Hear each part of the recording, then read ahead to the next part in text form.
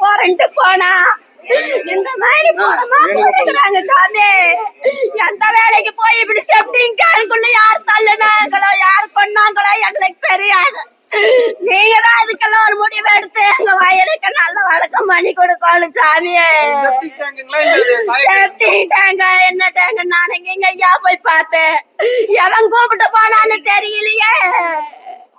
நான் தெரிஞ்சிருந்தாலும் அங்க இப்படி விட்டுருக்க மாட்டேனே.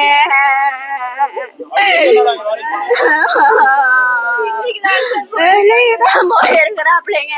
இதுக்கு முன்னாடி போனாடா என்னமோ எனக்கு தெரியாது. ஆனா 3 நாளா வீட்டுக்கு லேட்டா தானுங்க வருவா. இன்னைக்கு மட்டும் வீட்டுக்கே வண்டியம்மா அப்படின்னு பைய புள்ள போன சொன்னால பையன் இப்ப நான் படமா வச்சு உட்கார்ந்து இருக்கிறேன். ஆனா இந்த செப்டிங் டேங்க் எடுத்தவங்க அடிச்சு எடுத்தவங்க சாக்கடையில போட்டு போனக்கால என் பையனோட வாழ்க்கைய தெல்லவங்களை நான் சும்மா விட மாட்டேன். என் பையனோட வாழ்க்கையா போச்சு.